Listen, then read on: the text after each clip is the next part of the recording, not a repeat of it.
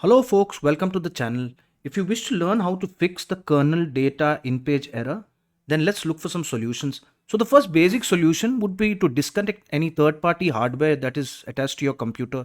That could be a mouse or a printer, and see if that fixes the problem, because what happens is these devices, when you connect, they automatically install their own drivers, and that could cause a conflict on the system and could cause the BSOD crash, which shows kernel data in page error. A second option, if that doesn't work, is to run a check disk scan. So what we can do is, let's run command prompt as an administrator. Type the command chkdsk space /r space /f. Press enter and then press Y and press enter again, and this should solve the problem.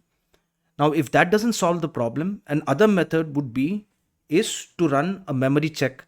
So we do that by pressing the Windows button along with R, and we run this command mdsched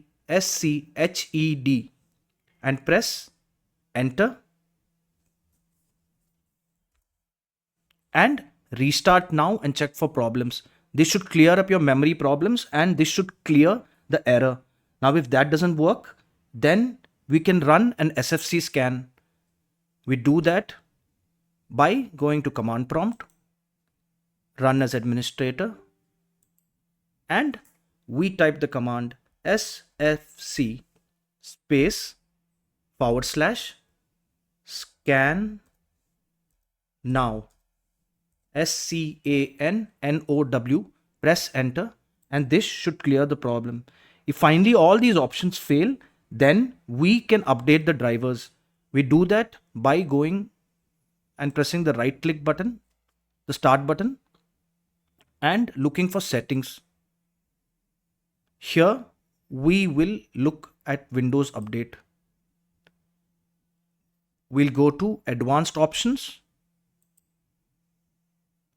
and we will look for two optional updates.